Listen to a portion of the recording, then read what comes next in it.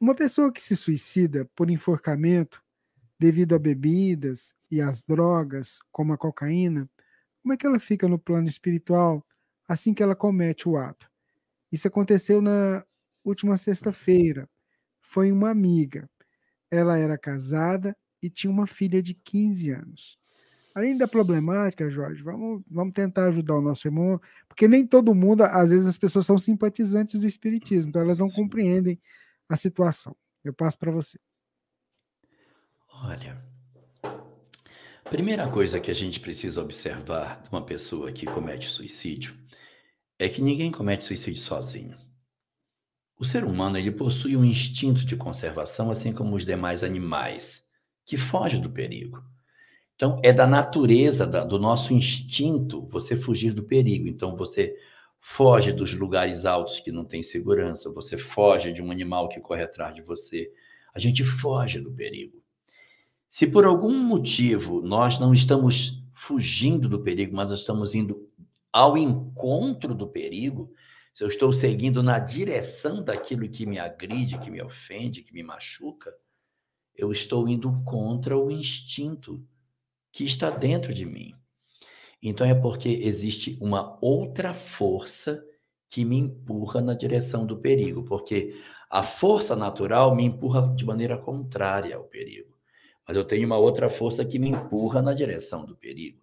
Então, sozinho eu não estou. Para que eu tome uma atitude de agredir o meu próprio corpo, é porque eu estou, de certa maneira, envolvido por entidades que perturbam o nosso psiquismo e criam uma ilusão nas nossas ideias, fazendo com que a gente, de repente, acredite como verdade coisas que não são. Quando nós estamos envolvidos em situações de muita pressão espiritual, que empurra na direção do suicídio, os suicidas que sobrevivem à tentativa, eles narram que durante o momento da crise, toda a realidade objetiva se apaga. Você esquece que você tem filho, você esquece que ela tem 15 anos, você esquece uma série de coisas e você fica concentrado apenas na sua dor. E depois que você executa o ato, aí a realidade volta. Então você pergunta o que aconteceu com a sua amiga. Bom, sua amiga não foi uma pessoa que tomou essa decisão sozinha.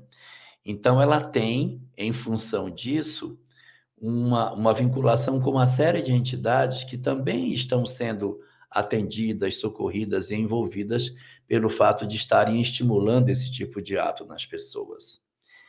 A literatura espírita diz que as pessoas que cometem o suicídio, seja por enforcamento, usuário de drogas ou não, essas pessoas, todas elas, todas sem exceção, terão a possibilidade de se levantar, de se resgatar, de se reestruturar como espíritos e seguir sua caminhada. Ou seja, o suicídio não é um fim de linha. No dizer do Espiritismo, nossas histórias espirituais não terminam aqui. Cometi um suicídio? Cometi. Foi um acerto? Não. Foi um erro. Então, haverá consequências para esse erro. Mas, independente das consequências, que vão ser diversas, no futuro esse espírito se levanta e segue sua caminhada evolutiva. Agora, o ato cometido leva invariavelmente a sofrimentos. Esses sofrimentos que a gente experimenta depois da morte, eles são decorrentes da própria consciência. Não é Deus que deliberadamente vai e diz assim: você vai ter que sofrer. Não. O próprio espírito, quando ele se percebe diante daquilo que ele fez, ele se sente culpado. Então, ele experimenta um sofrimento que é a própria consciência corroendo a sua vontade, em que ele vai dizer: meu Deus, o que eu fiz, o que eu fiz, o que eu fiz, o que eu fiz. E isso gera muita dor.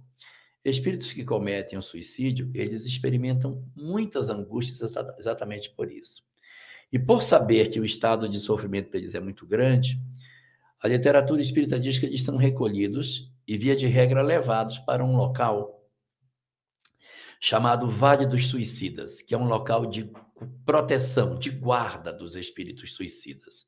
Ali as entidades espirituais os tutelam Eles ficam entregues aos seus sofrimentos, aos seus remorsos, suas dores, seus prantos, suas lamentações, por um tempo que depende de cada um.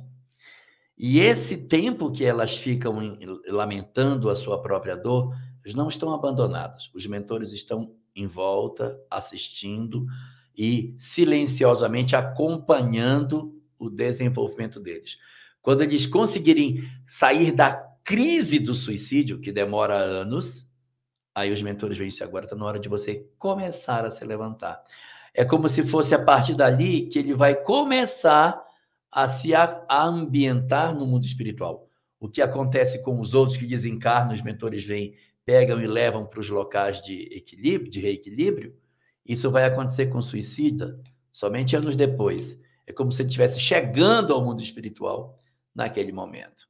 Então eles vão, tomam aquela pessoa e dizem, agora está na hora de começar o seu atendimento individualizado. Eles estão protegidos, passando por sofrimentos muito difíceis para evitar a reincidência.